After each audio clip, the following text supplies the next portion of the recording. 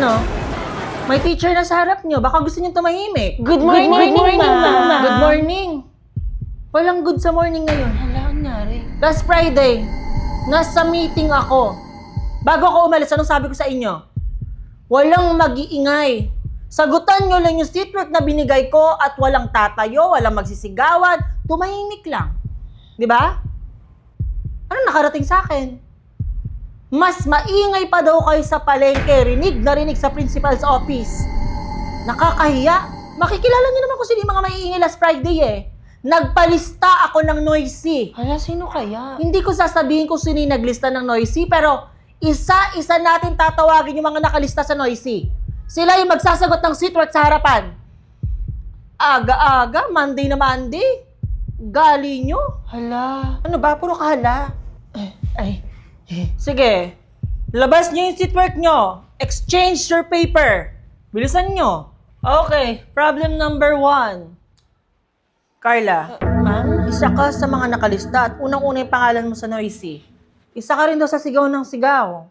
Totoo ba? Yes po, ma'am. Sorry po. Maingay ka. O sige, pakinabangan natin yung ingay mo ha. I-explain mo sa unahan yung solution ng problem number 1. O, sagutan mo to.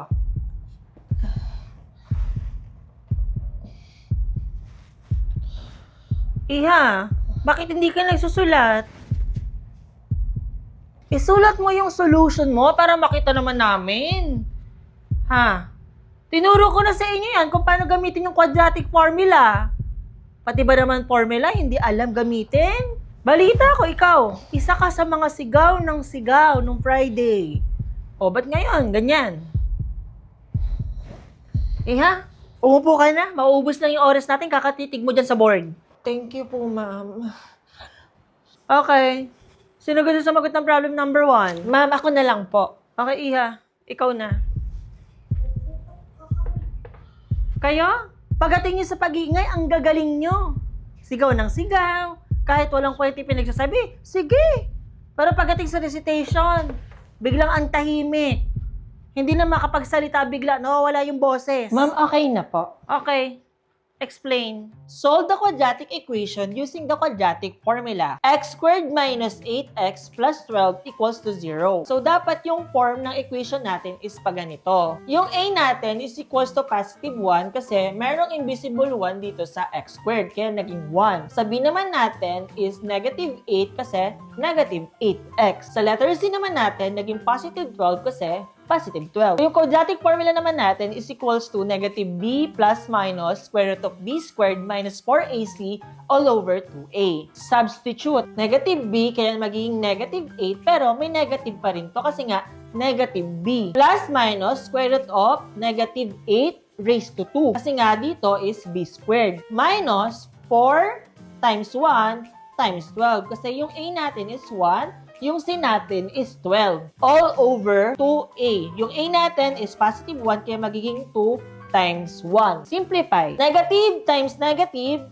positive. Kaya magiging positive 8. Plus minus square root of negative 8 times negative 8 is equals to 64. Kaya naging 64. Minus 4 times 1 times 12 equals to 48. Kaya naging minus 48. All over 2 times 1 is 2. Simplify. Kaya magiging 8 plus minus square root of 16 all over 2. So, nakalagay dito, plus and minus. So, ibig sabihin, dalawa yung magiging sagot natin. Okay, first is yung plus. 8 plus 4, bakit naging 4? Square root of 16. Kasi yung square root ng 16 is equals to 4. Kaya magiging 8 plus 4 all over 2. 8 plus 4, 12 divide 2, 6. Next naman, sa minus naman tayo. So magiging 8 minus 4 all over 2. 8 minus 4 is equals to 4. Divide 2, 2. So yung magiging x natin is equals to 6 and positive 2. Yun lang po, ma'am. Very good. Yan. Ganyan. May sense yung ingay. Hindi yung nag-iingay lang tapos walang kwenta yung mga pinagsasabi. You may sit, Iha. Thank you po. Ma'am, sino po ba yung naglista ng noisy? Baka naman po, isa po siya sa maingay last Friday. Gusto niyo malaman kung sino naglista ng noisy? Yes po, ma'am. Ang naglista ng noisy ay si Ang naglista ng Moisty last Friday ay si... Hindi ko sasabihin kung sino. Baka pagtulungan nyo. Ang mahalaga, kilala ko na kung sino yung sigaw ng sigaw at tayo ng tayo last Friday habang wala ako sa classroom. Sige, tuloy na natin yung checking. Nasundan ba yung problem number 1? Yes po, ma'am. Okay, next problem. Mona, Ma'am? totoo ba? Isa ka sa mga sigaw ng sigaw last Friday habang wala ako sa classroom. Medyo po, ma'am. Medyo? Paano yung medyo? Sige nga, parinig mo sa amin kung paano yung sigaw na medyo. Ano po, ma'am? Sabi mo, medyo. Ngayon ko lang narinig yung medyo na sigaw. Parinig mo sa akin ngayon. Ha?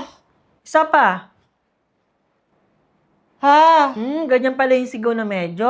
Okay. Ngayon, parinig mo naman sa amin yung ingay mo habang nag-i-explain ng solution ng problem number 2. Sige, sagutan mo to.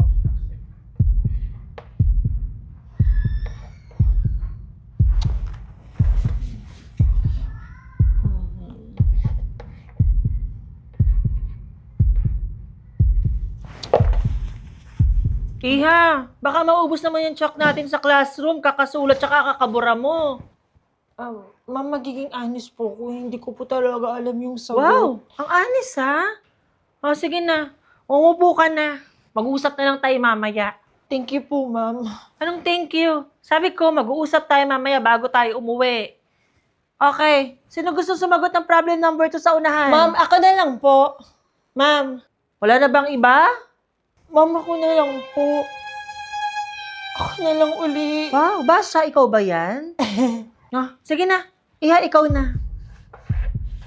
Lahat ng mga nakalista sa Noisy last Friday, mag-uusap tayo mamaya after class. Ma'am, okay na po. Okay. Explain. Problem number 2. Solve the quadratic equation using the quadratic formula. 2x squared minus x is equals to 1.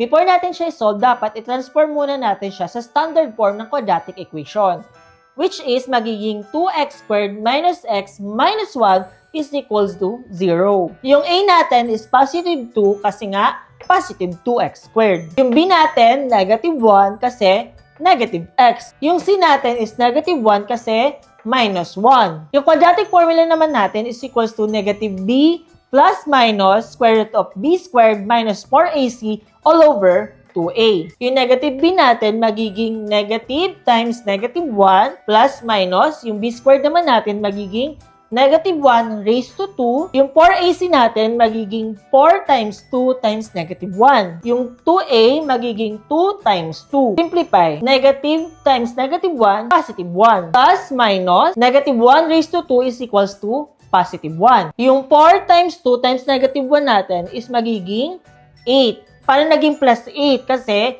negative times negative magiging positive.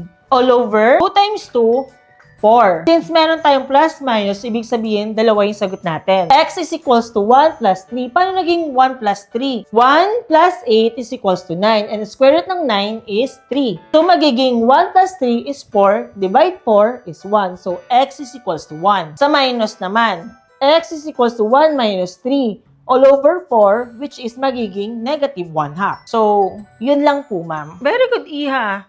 Okay, you may sit. Thank you po. Ano ba? Kanina ko pa napapansin.